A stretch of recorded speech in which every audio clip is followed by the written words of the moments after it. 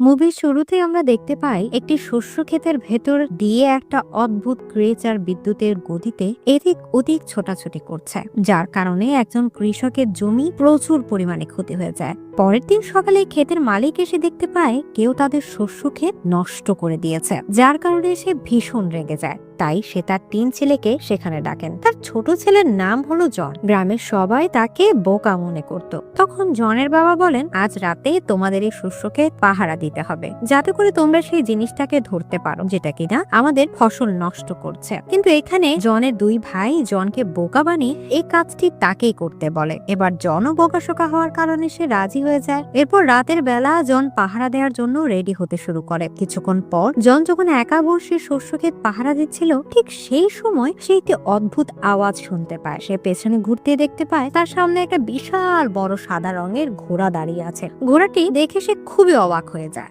আর তখন সে বুঝতে পারে যে তাদের শস্য ক্ষেত এই ঘোড়াটাই নষ্ট করেছে। তাই সে ঘোড়াটিকে ধরার জন্য একটি দড়ি দিয়ে ফাঁদ বানিয়ে ঘোড়াটির দিকে ছুঁড়ে মারে। কিন্তু তখন ঘোড়াটি পালাতে শুরু করে। ঘোড়াটিকে আটকানোর জন্য সে দড়ি ধরে রাখে, কিন্তু সে ঘোড়াটিকে আটকাতে পারে না। তারপর সে দড়িটি ধরে ঘোড়াটির পেছন পেছন যেতে থাকে, যার ফলে শস্য ক্ষেতের ফসল অনেক বেশি পরিমাণে নষ্ট হয়ে যায়। অবশেষে ঘোড়াটি যেতে যেতে একটি পুকুরে পড়ে যায়। ঘোড়াটিকে পুকুরে ডুবতে দেখে জনের খুব খারাপ লাগে, তাই সে তাকে বাঁচানোর চেষ্টা করে। এরপর সে একটি উইন্ড মিলের সাহায্যে ঘোড়াটিকে বাহিরে বের করতে সক্ষম হয়। কিন্তু তখন ঘোড়াটির দুঃসময় চেহারা দেখে জনের খুব মায়া লাগে, তাই সে ঘোড়াটিকে মুক্ত করে দিতে চায়। কিন্তু মুক্ত করার আগে জন ঘোড়াটিকে একটি প্রমিস করায় যে তুমি আর কখনো আমাদের শস্য ক্ষেত নষ্ট করবে না। এরপর জন ঘোড়াটিকে ছেড়ে দেওয়ার সাথে সাথে ঘোড়াটি অনেক খুশি হয় এবং সেখান থেকে এক মুহূর্তের মধ্যে অদৃশ্য হয়ে যায়। পরের দিন সকালে জন যখন ঘুম থেকে উঠে তখন সে দেখতে পায় তার আস্তা বলে অনেক সুন্দর 2টি ঘোড়া দাঁড়িয়ে আছে। আর তখনই সে একটি গায়েবী আওয়াজ শুনতে পায়। এই আওয়াজটি তাকে বলে, এই ঘোড়া 2টি তোমার জন্য উপহার। এটি শুনে জন অনেক ভয় পেয়ে যায় এবং সে যখন ঘুরে তাকায় তখন সে সেখানে একটি ছোট্ট সুন্দর কিউট ঘোড়া দেখতে পায়। আর এটা ছিল সেই ঘোড়াটির ছেলে, যেটাকে রাতের বেলা জন বাঁচিয়েছিল। কিন্তু এই ছোট ঘোড়াটি জনের সাথে কথা বলতে পারছিল। সে তাকে বলে, আমার মা তোমার ব্যবহারে খুব খুশি হয়েছে, সেজন্য আমাকে এই 2টা ঘোড়ার সাথে তোমার উপহার করার জন্য পাঠিয়েছে। এই কথা শোনার পর জন খুশি হয়ে ঘোড়া 2টিকে দেখতে থাকে। অন্যদিকে জনের বাবা তার ফসলের অবস্থা দেখে অনেক রেগে যায় এবং সে জনকে খুঁজতে খুঁজতে আস্তাবলের দিকে এগিয়ে আসতে থাকে। তখন সেটা দেখতে পেয়ে জন আস্তাবলের পেছনে দরজা দিয়ে পালাতে চায়, যেটা দেখে ছোট ঘোড়াটি জনকে তার পিঠে উঠতে বলে। জন ঘোড়াটার পিঠে ওঠার পর ঘোড়াটি বিদ্যুতের থেকেও বেশি গতিতে দৌড়াতে শুরু করে এবং অল্প সময়ের মধ্যে তারা অনেক দূরে চলে আসে, যা দেখে জন অনেক অবাক হয়ে যায়। এরপর তার মনে পড়ে সে বাকি 2টো ঘোড়াকে আস্তা বলেই ফেলে রেখে এসেছে। তখন এটি শুনে ছোট ঘোড়াটি অনেক জোরে একটা সিটি বাজায় এবং তার সিটি শুনে সাথে সাথে ওই ঘোড়া 2টি তাদের কাছে চলে আসে। তারপর জন ওই বড় 2টি ঘোড়াকে বিক্রি করে দিতে চায়, তাই সে এই ঘোড়া 2টিকে নিয়ে বাজারে চলে আসে। আর তখন সবাই এই ঘোড়া 2টির দিকে তাকিয়ে থাকে। সবাই এই ঘোড়া 2টিকে কিনতে চাইছিল। তখন ছোট ঘোড়াটি জনকে বলে, বেঞ্চের উপর বসে থাকা এই মানুষটির কাছে ঘোড়া 2টিকে বিক্রি করে দাও। কিন্তু জন তাকে বলে ঘোড়া 2টিকে এসে রাজার কাছে বিক্রি করবে, যাতে করে সে অনেক বেশি টাকা পাবে। তারপর জন ঘোড়া 2টিকে রাজার কাছে নিয়ে আসে। তখন রাজার মন্ত্রী রাজাকে বলে, ঘোড়া 2টি ছেলের হতেই পারে না, সে হয়তো ঘোড়া 2টি চুরি করে এনেছে। সেই জন্য তারা জনের কাছ থেকে ঘোড়া 2টিকে নিয়ে নেয়, কিন্তু পরিবর্তে তারা জনকে 1 টাকাও দেয় না। তখন জনের মন খারাপ হয়ে যায়। এটা দেখে ছোট ঘোড়াটি আবার সিটি বাজায়। এদিকে ওই ঘোড়া 2টি রাজার গাড়ি টানছিল। তখন সে ঘোড়া 2টি সিটি শুনে জনদের কাছে আসতে শুরু করে, যে কারণে রাজার গাড়িটা আটার বস্তার উপর পড়ে যায়, যার ফলে রাজার পুরো চেহারা মিস্টার বিনের মতো হয়ে যায়। কিন্তু রাজা প্রজাদের সামনে জনকে কিছুই বলে না, কারণ এতে জনের কোনো দোষ ছিল না। তারপর রাজা জনকে ঘোড়া 2টির দাম দিতে চায়। তখন মন্ত্রী রাজাকে বলে, জনকে আমাদের সাথে কাজে রেখে দেন, যেন আমরা তার কাছ থেকে এই অপমানের বদলা নিতে পারি। এরপর রাজা জনকে এই ঘোড়া 2টি দেখাশোনার কাজে রেখে দেয়। জনও এই কাজ করার জন্য রাজি হয়ে যায়। আস্তে আস্তে জনের ভালো পরিশ্রম ও বুদ্ধি দেখে সবাই জনকে ভালোবেসে ফেলে, যেটা কিনা রাজার মোটেই ভালো লাগে না। তখন রাজার মন্ত্রী রাজাকে বলে, জনকে এমন কোনো কাজ দিতে হবে যেটা সে করতে পারবে না, আর এটার পরিবর্তে আমরা তাকে মেরে ফেলবো। সে আরো বলে, জনকে আপনি ফায়ার বার্ড আনতে বলুন। আজ পর্যন্ত এই ফায়ার বার্ডের কাছে কেউ যেতে পারেনি, আর জনও এই ফায়ার বার্ড নিয়ে আসতে পারবে না। আর না আনতে পারার কারণে তখন আমরা তাকে ফাঁসি দিয়ে দিব। মন্ত্রীর বুদ্ধি রাজার খুবই পছন্দ হয়। এরপর রাজা জনকে ফায়ার বার্ড আনতে বলে। জনও ফায়ার বার্ড আনার জন্য রাজি হয়ে যায়। তখন ছোট ঘোড়াটি জনকে বলে, তোমার রাজি হওয়ার হওয়া একদমই উচিত হয়নি, কারণ ফায়ারবার্ড নিয়ে আসা এতটাও সহজ কাজ নয়।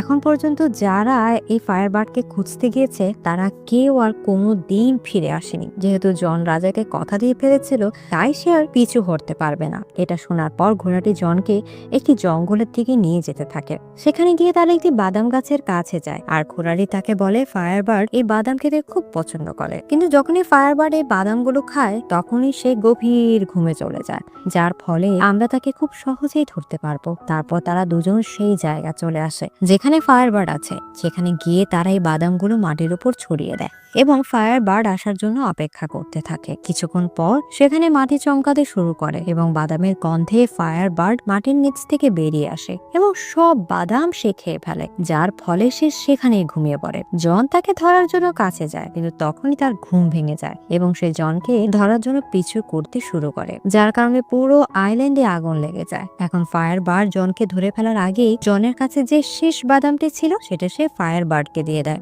এর ফলে সেটা খেয়ে ফায়ারবার্ড আবারও ঘুমিয়ে পড়ে, আর এই সুযোগে জন পাখিটাকে লোহার শিকল দিয়ে বেঁধে ফেলে। এরপর পাখিটার যখন ঘুম ভাঙে তখন সে কাঁদতে থাকে। এটা দেখে জনের খুব মন খারাপ হয়ে যায়, তাই সে ফায়ারবার্ডকে মুক্ত করে দেয়। তখন ফায়ারবার্ড অনেক খুশি হয় এবং সে উড়ে চলে যায়। আর যাওয়ার সময় জনকে তার একটি পালক দিয়ে যায়, যেটা আগুনের মতো জল জল করছিল। এটা দেখার পর ঘোড়াটি তাকে বলে যে রাজা তোমাকে আর ক্ষমা করবে না। জন তখন ঘোড়াটিকে বলে তার বিশ্বাস এই পালক দেখে রাজার বিশ্বাস হবে যে তারা ফায়ারবার্ডটিকে ধরেছিল। এরপর জন রাজার কাছে ফিরে আসে। এখানে শেষে তার সমস্ত কাহিনী সবার সামনে রাজাকে বলতে থাকে, কিন্তু রাজা তার কোনো কথাই বিশ্বাস করে না।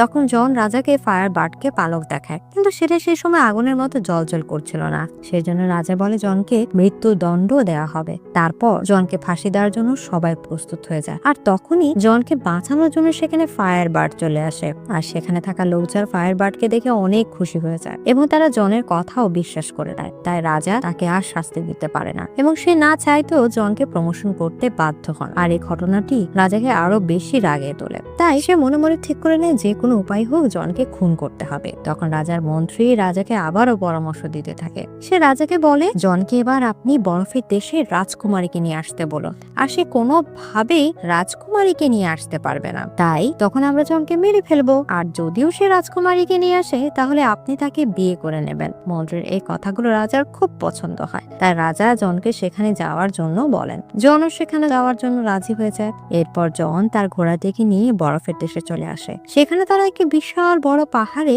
একটি বরফের দরজা দেখতে পায়। তারা বুঝতে পারে না যে দরজাটা তারা কিভাবে খুলবে, আর তখন সেখানে ফায়ারবার্ডে একটি পালক এসে বরফের দরজাটির ভেতরে ঢুকে পড়ে। এরপর সব বরফ গলে পানি হয়ে যায়, আর এখানে ঘোড়াটি এই পানির স্রোতে ভেসে যেতে থাকে। এদিকে জন ভেতরে প্রবেশ করে এবং সে দেখে এখানে অনেকগুলা রাজকুমারী ঘুমিয়ে আছে। তাই সে জানতো না এখানে আসল রাজকুমারী কোনটা। কিন্তু তখনই ফায়ারবার্ডের একটি পালক এসে একটি মেয়ের সামনে যায় এবং মেয়েটি গরম অনুভব করার কারণে তার ঘুম ভেঙে যায়। তখন জন বুঝতে পেরে যায় যে এটি হলো আসল রাজকুমারী। জন রাজকুমারীকে বলে আমাদের দেশের রাজা আপনাকে বিয়ে করতে চায়। এটি শুনে রাজকুমারী রেগে গিয়ে জনকে বলে তোমাদের রাজা যদি এতই বাহাদুর হতো তাহলে সে নিজেই আমাকে নিতে আসতো। এই কথা বলার পর রাজকুমারী পাহাড়ের উপর থেকে নিচে লাফ দেয়। এটা দেখে জন নিজের প্রাণের কথা না ভেবে সে নিজেও লাফ দেয় রাজকুমারীকে বাঁচানোর জন্য। আর তখন পাহাড়ের নিচে বসে থাকা ঘোড়াটি তাদেরকে দেখে ফেলে, আর সে তার দুটি ডানা বের করে এবং মাটিতে পড়ার আগেই তাদেরকে বাঁচিয়ে নেয়। এরপর তারা একটি জঙ্গলের মধ্যে রাত কাটায়। এখানে ঘোড়াটির কাছে মনে হয় জন হয়তো রাজকুমারীকে পছন্দ করতে শুরু করেছে,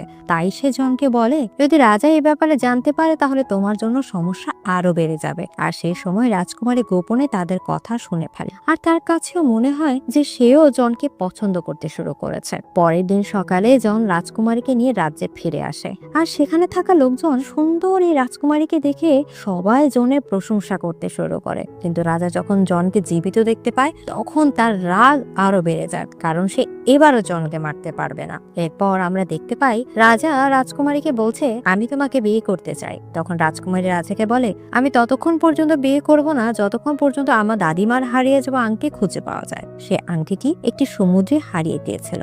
এই কথা শুনে রাজা ভাবতে থাকে এটা কিভাবে পাওয়া সম্ভব। আর তখনই সেখানে জন চলে আসে এবং রাজা তাকে সেই হারিয়ে যাওয়া আংটিটি খোঁজার দায়িত্ব দিয়ে দেয়। কিন্তু জন জানতো না আসলে এই আংটিটি সমুদ্রের ঠিক কোথায় আছে। তাই জন ঘোড়াটিকে সেই আংটি সম্পর্কে জিজ্ঞেস করে, কিন্তু ঘোড়াটিও এই আংটি সম্পর্কে কিছুই জানতো না। সেজন্য ঘোড়াটি তার মায়ের সাহায্য নেয়। তখন তার মা তাকে বলে এই আংটিটি একটি বিশাল তিমি মাছের পেটে আছে, আর সেই তিমি মাছটি আছে সমুদ্রের গভীরে একটি দ্বীপের মধ্যে। আর এই কথা শোনার পর জন ঘোড়াটির সাথে সেই দ্বীপে যাওয়ার রওনা দেয়, কিন্তু যেতে যেতে জনের সামনে কিছু পাখি চলে আসে, তাই সে সমুদ্রে পড়ে যায়। আর তখন তারা বুঝতে পেরে যায় তারা সমুদ্রের সেই জায়গাটিতে এসে গিয়েছে যেখানে সেই তিমি মাছটি আছে।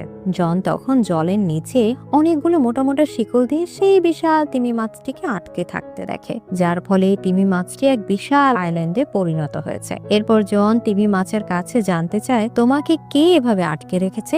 এই কথা শোনার পর তিমি মাছের চোখে পানি চলে আসে এবং তিমি মাছটি জনকে বলে সে কিছু জাহাজকে খেয়ে ফেলেছিল, যার কারণে বাকি নাবিকরা তাকে এভাবে শিকল দিয়ে বেঁধে রেখেছে। তবে এখন সে তার ভুল বুঝতে পেরেছে, তাই সে তার ভুলের মাসুল দিতে চায়। তখন জনের মাথায় কি বুদ্ধি আসে, তাই সে ঘোড়াটিকে সাথে নিয়ে তিমি মাছের নাকের ভেতরে যেতে থাকে, যাতে করে তিমি মাছটি যেন হাঁচি দেয়। এরপর যখন তিমি মাছটি হাঁচি তোলে তখন তার শিকল ছিঁড়ে যায় এবং সমস্ত জাহাজ তার পেট থেকে বাইরে বেরিয়ে আসে। এরপর তিমি মাছটি মুক্ত হয়ে সেখান থেকে চলে আসে। তারপর জন সমুদ্রের কিনারায় চলে আসে, কিন্তু সে ওই তিমিটির কাছ থেকে সে আংটিটি চাইতে ভুলে গেছিল। আর তখনই সেখানে একটি কাকড়া আসে। কাকড়াটি তখন ওই হারিয়ে যাওয়া আংটিটি জনকে ফেরত দেয়। আসলে সেই তিমি মাছটি জনের মনে কথা বুঝতে পেরে গিয়েছিল।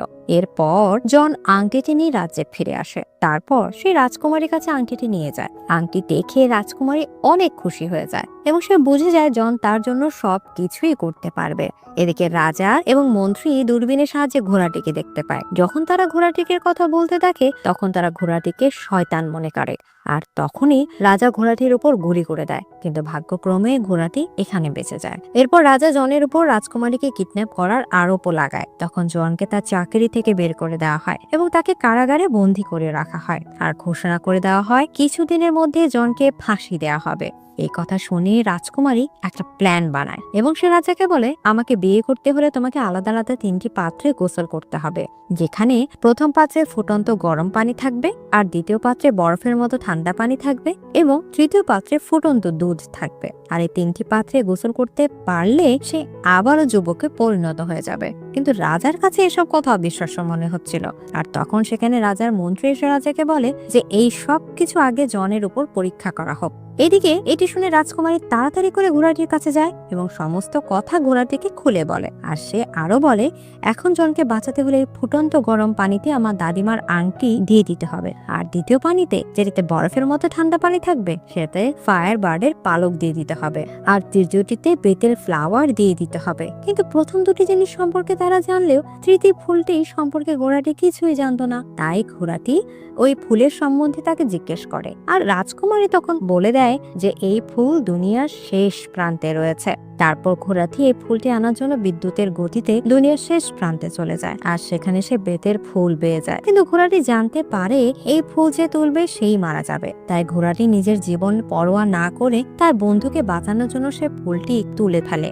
এদিকে দেখা যায় রাত্রে 3টি বড় পাত্র নিয়ে আসা হয়েছে। প্রথমটিতে ফুটন্ত গরম পানি, দ্বিতীয়টিতে বরফের মতো ঠান্ডা পানি এবং তৃতীয়টিতে ফুটন্ত দুধ রাখা আছে। আর তারপর রাজা সবার সামনে জনকে নিয়ে আসে আর বলে যদি 3টি পরীক্ষায় জন পাশ করতে পারে তাহলে তাকে ছেড়ে দেওয়া হবে। তারপর জনকে ফুটন্ত গরম পানিতে ফেলে দেওয়া হয়, আর তখনই রাজকুমারী তার দাদিমার আংটিটি গোপনে সেই পাত্রে ফেলে দেয়। এর ফলে জন প্রথম পাত্র থেকে বরফের থাকা দ্বিতীয় পাত্রে পড়ে যায়, আর এটা যখনই ফায়ার বার্ড দেখে তখন সে জোরে জোরে চিৎকার করতে থাকে। আর তখনই তার চিৎকার শুনে ফায়ার বার্ডের পালক, যেটা কিনা রাজা একটি বক্সে আটকে রেখেছিল, সেটা দিয়ে তৃতীয় পাত্রে পড়ে যায়, যার কারণে আবার জনের প্রাণ বেঁচে যায় এবং সে তৃতীয় পাত্রে পড়ে যায়, যে পাত্রে ফুটন্ত দুধ রয়েছে। কিছু সময় ধরে জন তৃতীয় পাত্রের ভিতর থাকে, যার ফলে সবাই ভাবতে থাকে জন হয়তো মারা গিয়েছে। সব প্রজাদের খুব মন খারাপ হয়ে যায়, কারণ তারা সবাই জনকে খুব ভালোবাসতো। আর তখনই সেখানে সেই ঘোড়াটি চলে আসে আর বেতের সেই ফুল থেকে তৃতীয় পাত্রে ফেলে দেন। এরপর জন ফুটন্ত দুধ থেকে একজন রাজকুমারের সাথে বাইরে বেরিয়ে আসে, যা দেখে সব প্রজারা খুব খুশি হয়ে যায়। এটি দেখে রাজা প্রথম পাত্রে লাফ দেয়, আর কিছু সময়ের মধ্যে সে একটি বাবলের ভেতরে বন্দী হয়ে উপরে উঠে আসে, আর সেটা রাজাকে নিয়ে ওখান থেকে চলে যাচ্ছিল, যা থেকে সব প্রজারা হাসতে শুরু করে, কারণ এই রাজাকে তারা কেউ খুব একটা পছন্দ করতো না। এরপর সবাই জনকে এখানকার রাজা বলে মেনে নেয়। তারপর জনও রাজকুমারীকে বিয়ে করে নেয়। এদিকে ঘোড়াটিকে দেখানো হয় সে ভাবতে থাকে সে হয়তো আর বাঁচবে না, কিন্তু তখন রাজকুমারী তাকে বলে তুমি মারা যাবে না, এটা একটি পরীক্ষা ছিল যাতে তুমি পাশ করে ফেলেছো। আর এখানেই এই মুভিটি শেষ হয়ে যায়। তো বন্ধুরা, মুভিটি কেমন লাগলো অবশ্যই কমেন্ট করে জানাবেন এবং চ্যানেলটি সাবস্ক্রাইব করতে ভুলবেন না। তো আবার দেখা হবে নতুন ভিডিওর সাথে, নতুন কোনো গল্পের সাথে।